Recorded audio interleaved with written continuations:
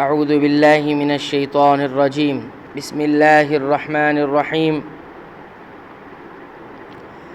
یحلفون باللہ ما قالوا وَلَقَدْ قَالُوا كَلِمَةَ الْكُفْرِ وَكَفَرُوا بَعْدَ إِسْلَامِهِمْ وَهَمُّوا بِمَا لَمْ يَنَالُوا وَمَا نَقَمُوا إِلَّا أَنْ أَغْنَاهُمُ اللَّهُ وَرَسُولُهُ مِنْ فَضْلِهِ فَإِنْ يَتُوبُوا يَكُ خَيْرًا لَهُمْ وَإِنْ يَتَوَلَّوْا يُعَذِّبْهُمُ اللَّهُ عَذَابًا أَلِيمًا فِي الدُّنْيَا وَالْآخِرَةِ وَمَا لَهُمْ فِي الْأَرْضِ مِنْ وَلِيٍّ وَلَا نَصِيرٍ۔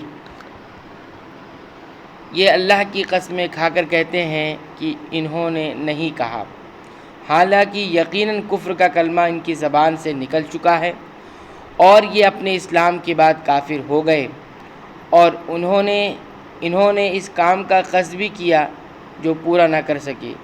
یہ صرف اسی بات کا انتقام لے رہے ہیں کہ انہیں اللہ نے اپنے فضل سے اور اس کے رسول صلی اللہ علیہ وسلم نے دولت مند کر دیا۔ اگر یہ بھی توبہ کر لے تو یہ ان کے حق میں بہتر ہے، اور اگر منہ موڑے رہیں تو اللہ تعالیٰ انہیں دنیا اور آخرت میں دردناک عذاب دے گا، اور زمین بھر میں ان کا کوئی حمایتی اور مددگار نہ کھڑا ہوگا۔ مفسرین نے اس آیت کی تفسیر میں متعدد واقعات نقل کیے ہیں جن میں منافقین نے رسول اللہ صلی اللہ علیہ وسلم کی شان میں گستاخانہ کلمات کہے، جسے بعض مسلمانوں نے سن لیا اور انہوں نے آ کر نبی صلی اللہ علیہ وسلم کو بتلایا، لیکن آپ کے استفسار پر مکر گئے، بلکہ حلف تک اٹھا لیا کہ انہوں نے ایسی بات نہیں کی جس پر یہ آیت اتری۔ اس سے بھی معلوم ہوا کہ نبی صلی اللہ علیہ وسلم کی شان میں گستاخی کرنا کفر ہے۔ نبی صلی اللہ علیہ وسلم کی شان میں گستاخی کرنے والا مسلمان نہیں رہ سکتا۔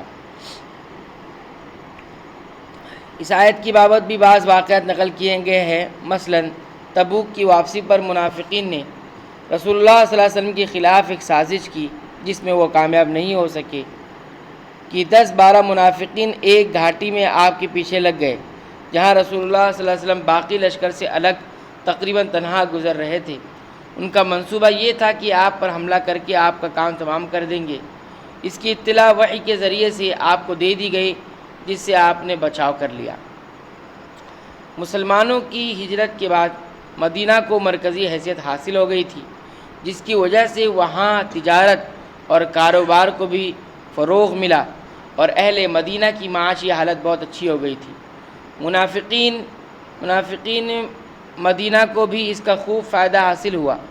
اللہ تعالیٰ اس آیت میں یہی فرما رہا ہے کہ کیا ان کو اس بات کی ناراضگی ہے کہ اللہ نے ان کو اپنے فضل سے غنی بنا دیا ہے؟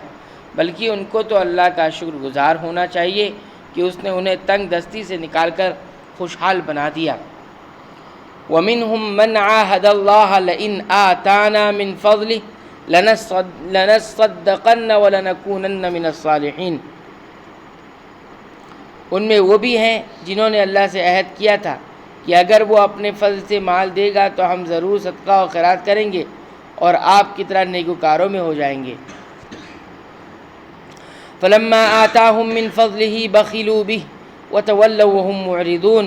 لیکن جب اللہ نے اپنے فضل سے انہیں دیا تو یہ اس میں بخیلی کرنے لگے اور ٹال مٹول کر کے منہ موڑ لیا۔ اس آیت کو بعض مفسرین نے ایک صحابی حضر بن ثعلبہ بن حاطب انصاری کے بارے میں قرار دیا ہے، لیکن سندن یہ صحیح نہیں۔ صحیح بات یہ ہے کہ اس میں بھی منافقین کا ایک اور کردار بیان کیا گیا ہے۔ فَأَعْقَبَهُمْ نِفَاقًا فِي قُلُوبِهِمْ إِلَى يَوْمِ يَلْقَوْنَهُ بِمَا أَخْلَفُوا اللَّهَ مَا وَعَدُوهُ وَبِمَا كَانُوا يَكْذِبُونَ۔